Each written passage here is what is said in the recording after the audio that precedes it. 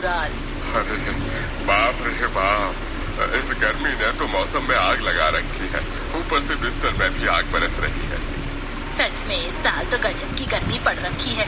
चैन छीन रखा है, थोड़ी भी ठंडक नहीं है।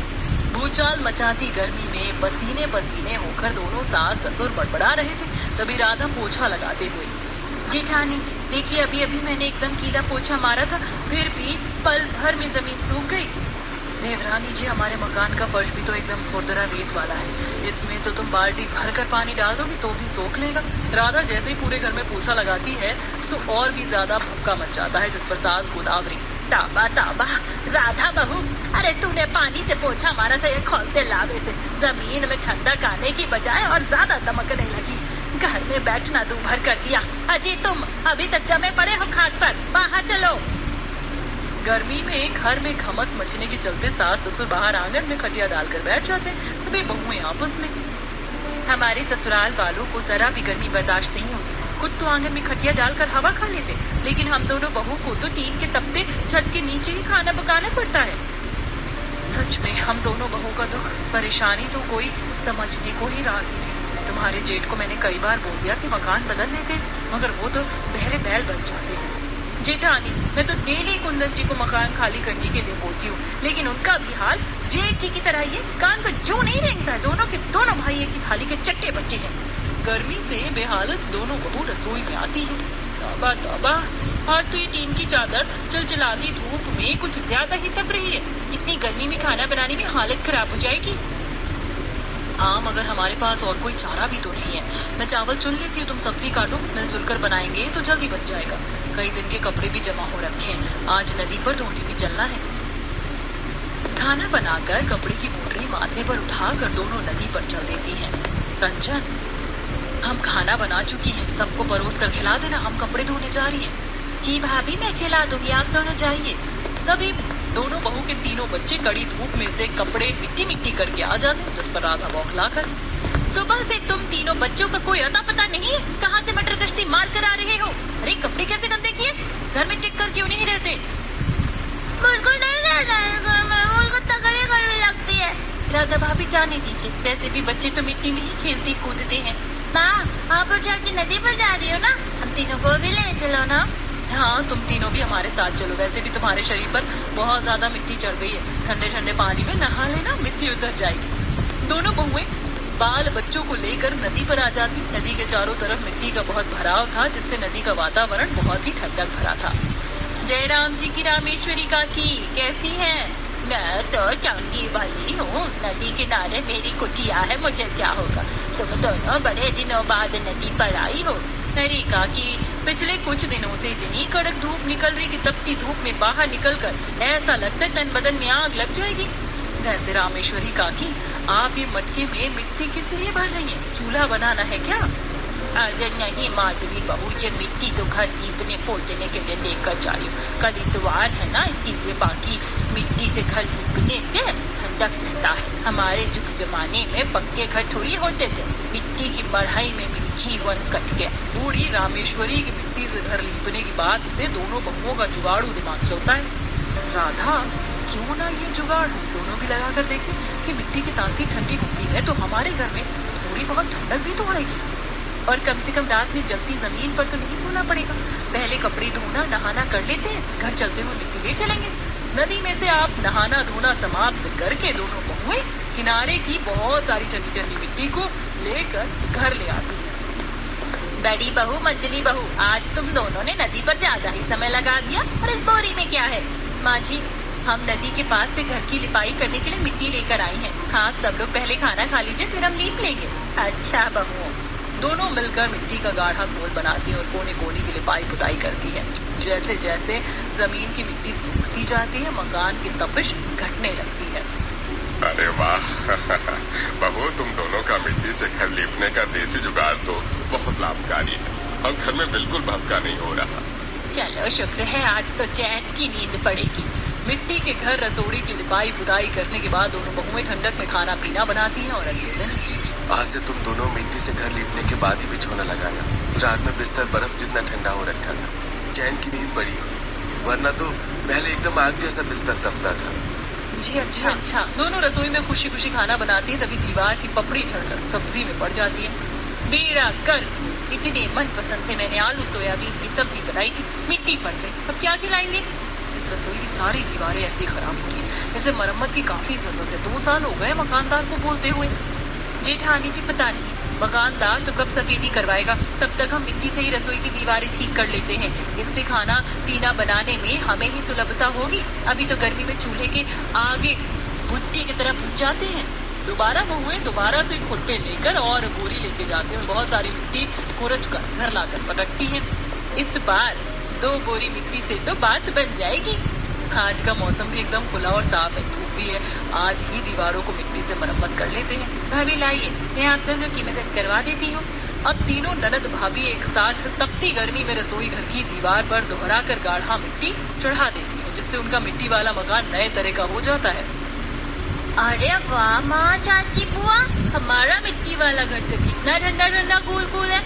वो खुशबू, अब हम तीनों घर में ही क्रिकेट खेलेंगे। हाँ ठीक है मानू। तभी राधा डांटते हुए, खबरदार जो तुम तीनों में से किसी ने घर में क्रिकेट खेलने की कोशिश की। अरे बहू, क्या बच्चों को डांट डपट रही, खेलने दे। वैसे भी बाहर इतनी तीखी धूप पड़ रही है, बच्चों को लू लग जाएगी तो लेने के देने पड़ जाएंगे। बच्चों आराम से खेल लो। ठीक है दादाजी। तीनों बच्चे घर के अंदर क्रिकेट खेलने लगते हैं। तभी बॉल एकदम से मटके में टकराता है और मटका फूट जाता है, जिस पर राधा तिल मिलाकर, देखा, जिस बात का डर था वही हुआ। तोड़ डाला ना मटका, अब ठंडे पानी के लिए भी तरसना पड़ेगा। अरे बहू, मटका टूट गया तो टूट गया, बच्चों पर राशन पानी लेकर मत चल। वैसे भी ये मटका कितने सालों पुराना था, पानी भी ठंडा नहीं रह रहा था। हाँ, सब लोग तो खुद चिकने खड़े हैं, घर में एक चीज जोड़नी पड़ती तो पता चलता। तभी मेहनत मजदूरी करके दोनों के पति घर आते हैं और पानी मांगते हैं। इस गर्मी के मौसम में तो हाय, नाक में दम करके रख दिया है। माधवी, 1 गिलास मटके का पानी देना।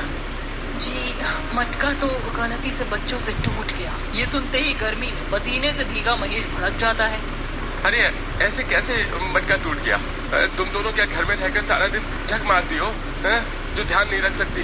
प्यास के मारे गला सूख रहा है। अरे गैलन में पानी भर कर रखा तो है, उसमें से दे दो। जैसे ही महेश गैलन वाला पानी पीता है तो वो काफी गर्म था। हाय, ये पानी तो लावा जितना खौल रहा है, मुझे नहीं पिया जाएगा। कोई बात नहीं, आज भर के लिए आप पी लीजिए, कल हम छोटा सा मटका खरीद लाएंगे। मटका टूट जाने के चलते पूरे परिवार को गर्म पानी पीकर गुजारा करना पड़ता है। अगले दिन दोनों भाई कुम्हार के पास आते हैं। भैया जी, ये मटका कितने का दिया? अरे एकदम बेचने वाला दाम है भाई। बड़ा वाला मटका 450 का है और छोटा वाला 300 का। मटके का इतना रेट सुनकर दोनों दंग रह जाते हैं। भैया सही रेट लगा लो, कम नहीं होगा क्या? अरे भाई, गर्मी का मौसम चल रहा है, ठंडा पानी पीने के लिए तो लोग फ्रिज खरीदने के लिए 10-20 हजार रुपए एक बार में फूंक डालते हैं, और तुम्हें मटके का रेट ज्यादा लग रहा है। कहीं और पता कर लो। कुम्हार दोनों की बेइज्जती मारकर भगा देता है। गुजरते दिनों के साथ गर्मी का तापमान 40 से 45 डिग्री के पार हो जाता है, जिसके चलते खाने की बर्बादी भी काफी ज्यादा होती है। अच्छा किया जो आज हमने समय से आंच जोड़कर खाना बना लिया। राधा, तुम एक बार माँ जी बाबूजी से पूछ लो, खाना निकालो। दीदी, आपको तो पता है सब लोग इकट्ठे बैठकर खाते हैं, थोड़ी देर में ये आ जाएंगे तो परोस देंगे। रात में जब दोनों बहू खाना डालती हैं, तभी ससुर दामोदर नाक खींचकर, तो खुद ही खाकर देख लो, सब्जी बिल्कुल लस कर रही है। और कितनी बार कहा है खाना बनाने में इस पतीले का इस्तेमाल मत किया करो, पैंदी फूटी हुई है। हाय हाय, अरे ये कितनी पुरानी सब्जी पड़ोसी है बहू तुमने। कितनी खट्टी खट्टी बात आ रही है। अजी, मैंने तो एक निवाला भी खा लिया, मेरा तो पूरा का पूरा जी खराब हो गया। बहू, पिछली दिन की सब्जी अगर गर्म करके रखती भी हो तो चखने के बाद परोसा करो। पर माँ जी, ये सब्जी हमने कुछ घंटे पहले एकदम ताजी बनाई थी, खराब कैसे हो सकती है? अरे तो खुद ही खाकर देख लो, सब्जी बिल्कुल लस कर रही है। और कितनी बार कहा है खाना बनाने में इस पतीले का इस्तेमाल मत किया करो, पैंदी फूटी हुई है। कुंदन को इतना ज्यादा गुस्सा करते देखकर राधा भड़क जाती है। गिन चुन कर रसोई में 2-4 ही बर्तन बच गया है, इसमें खाना ना बनाए तो क्या करें? कढ़ाई पतीले से लेकर तवे की चादर भी इतनी पतली हो गई है कि कभी कभी सब्जी जल जाती है तो कभी रोटी, लेकिन आप लोगों का मन नहीं करता जरूरत की चीज ले आए। सच में आप दोनों भाइयों की खाल इतनी मोटी हो गई है कि कुछ भी बोलो आप लोगों को फर्क नहीं पड़ता। मटका लाने के लिए पिछले 1 हफ्ते से बोल रखा है, वो भी नहीं आया। गए थे हम मटका खरीदने, लेकिन गर्मी के चलते एक मटका भी 400 का है।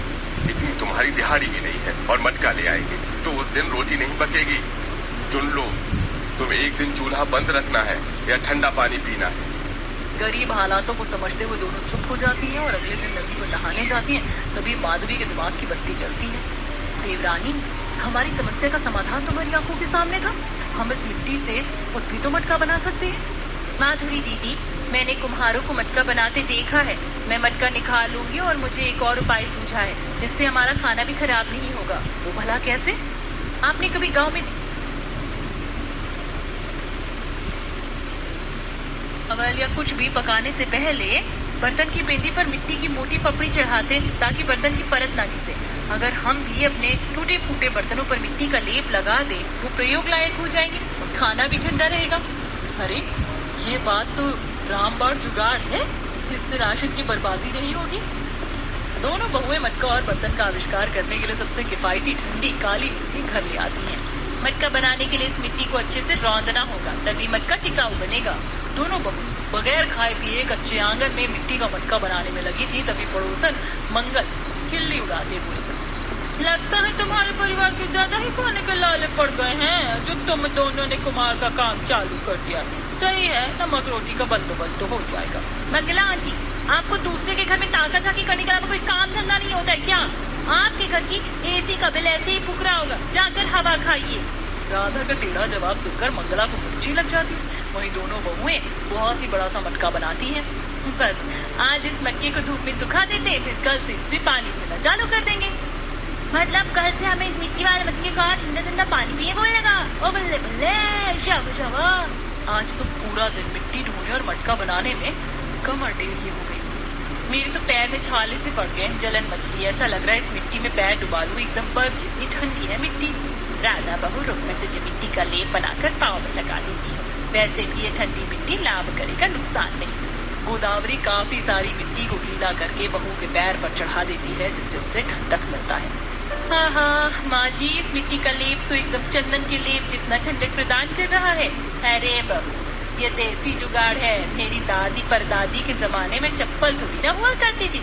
सब लोग नंगे पैरी घूमते फिरते थे, चाहे जाड़े का मौसम हो चाहे जेठ की गर्मी। इसीलिए कई बार उनके पैरों में इसी प्रकार जलन रहती थी, तो वो ठंडी मिट्टी को ही लगा लेते थे और सब छूमंतर हो जाता था।